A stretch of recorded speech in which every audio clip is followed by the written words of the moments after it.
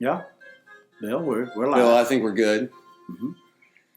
So this is Fireside Chat. Fireside Chat Tuesday. And we used to call it the Tuesday something, but now it's a Fireside Chat, which is something inherited from our founder. We've got a lot of good topics tonight, Bill, and we've been told by people that we need to kind of stay more focused on our topics instead of all overboard. So we appreciate the audience giving us feedback because we don't look at negative information or bad news as bad. And sometimes we don't even know how to read the charts. That's right. So that's why we want you to email us and tweet us because it's easier to read than data. Yeah. We're going to be talking about the solution to bad news and things that are unjust and unfair and how to respond to it. So things that bother you. Yeah. And speaking of being bothered, I wonder if anything bothers Donald Trump. I don't think it does, Bill. And, he likes to tell us that he starts every morning with a bowl of Wheaties and some Folgers coffee. And that's really the way to start the day. And he drinks the coffee out of our coffee mugs. Our coffee mugs. Yeah. Well, the news lately has been about that you, the audience, want to talk about is some of the Yiddish that Hillary Clinton and Donald Trump are kind of talking about. So you want to go into a little... Yeah, how they speak to each other. Are they being nice? Are they... Are they down and dirty? And is that appropriate? And well, what can you say to each other on television? That's kind of been the big thing in audience. That's going to be one of our topics is how you should speak to somebody on television. Should it be any different than the way you talk to somebody in person?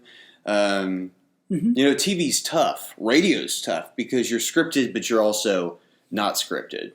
Well, I've noticed also that Donald Trump uses a lot of hand gestures and he repeats phrases.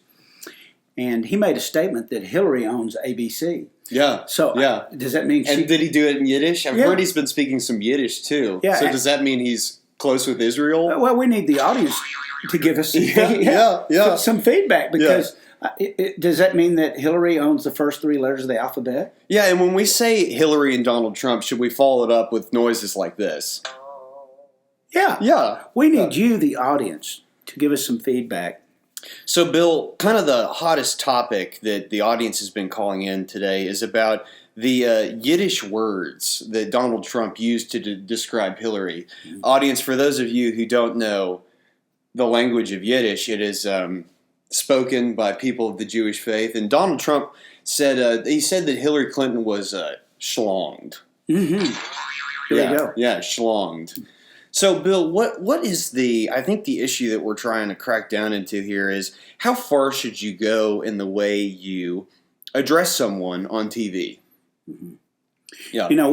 I really don't have an answer to that, Bill, because in a way Trump has redefined how one speaks. That's very true. In public. With Yiddish and English. Yeah.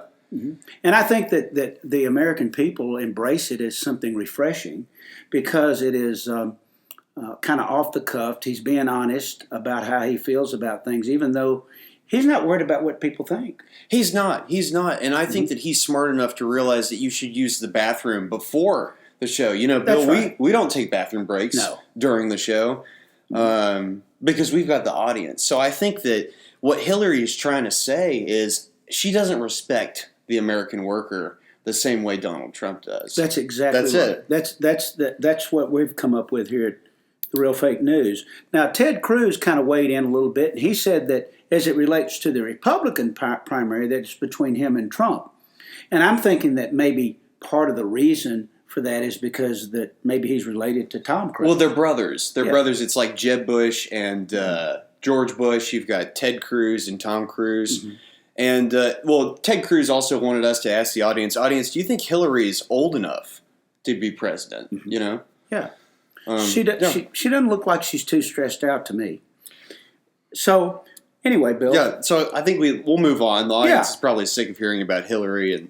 Well, we just thought we needed Yiddish words. Now, this next topic is really fascinating, Bill, because there were some things that was an injustice. It was caused things not said. We've got Donald Trump, the things that he says, and then we've got Steve Harvey the unsaid things. Mm-hmm.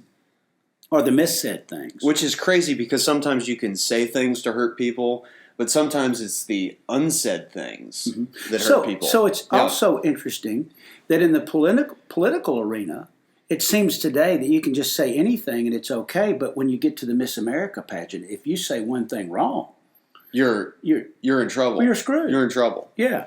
So I think that Steve Harvey, he's sorry. He's talked to us. And he's talked to us, and he's apologized. He's been very upfront.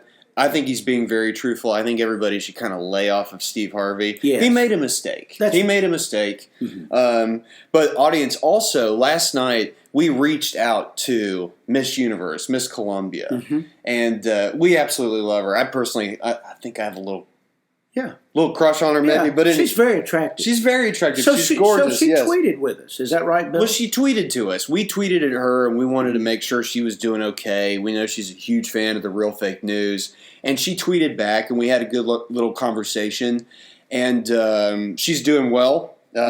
You gave her words of encouragement. I gave her words of encouragement, and we thought that was very important. So, audience, sometimes if someone's down, sometimes all you have to say is just a little nice thing to them to get them back up. Let them know that there'll be another day, and you can say it in Spanish or and that's what you did, Bill. Birthday cards. There's many ways. You don't show have to go into a appreciation. sermon about how somebody needs to live their life. That's right. Short, concise, to the message. point, gentle. But I thought that what was interesting about this whole situation was her response to the injustice.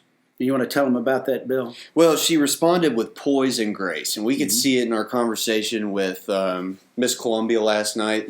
But audience, poise and grace. So we want to, here at The Real Fake News, let you know that we think that Miss Columbia is a great example for women to follow and really all people to follow, especially when you are dealt with hard times. And that is the response to adversity, injustice, bad news, and that type thing. But here at The Real Fake News, we also have other ways to deal with injustice, injustice and bad news, and that is to take a vacation. Take a vacation and, refine your poise and grace while you're vacating. And speaking of vacation, there was something in the water. In the water. Well, Bill, the thing about vacations and audience, it's very important that sometimes if you're not a good swimmer, you stay on land. And we've noticed that there have been a lot of shark attacks recently. The sharks get hungry this kind of time of year.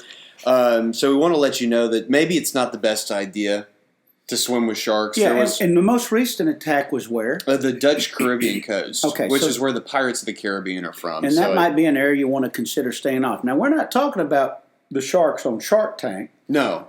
The ones that... Well, they can't swim. No, but they can't. Yeah. But they do steal your wallet. Yeah. Or do they make it thicker or what? Well, I think it depends on, are you food or are you another shark? Yeah. I think the sharks respond to sharks and then they eat the chum. There you go. You heard it first at The Real Fake News. We're about the facts. We're about the issues. We need your feedback, positive, negative. We're not going to be disturbed because we get bad news. We see that as an opportunity to grow.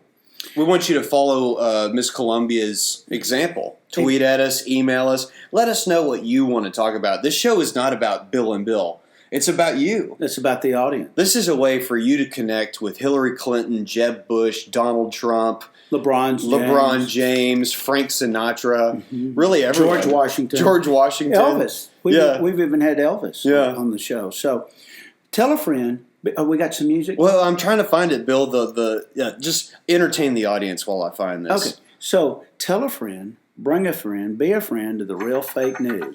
TheRealFakeNews.com. Buy our products. Founded in 1933. We just landed here a couple of weeks ago. It's almost Christmas. We need you to tell us about how the technology works. How's it sound? What we should talk about? Audience, should we talk about things going on in the mainstream media? Or should we talk about different things like cookies? And how your mind works. What Santa Claus wants to eat. Yeah, what are you really dealing with? Yeah. What's your favorite sport? What's your favorite type of shoes? And something that's very important that's going to be tying into this song here, Bill, is this is called Staying Alive. No, this is Night Fever, Bill. Well, see, here at The Real Fake News, we're not about perfection. No, we're about poise and grace. Yeah, That's right. success. Audience, we also have some exciting news. This evening, Bill and I are meeting with the music clientele here in Nashville. We're going to start promoting bands on the Real Fake News. So if you're musical or if you like music, call in, write in. Tell us what type of music you want to listen to, and we'll play. Let us know. TheRealFakeNews.com. Yeah. All right, that's it, Bill. That's it. Good job, Bill.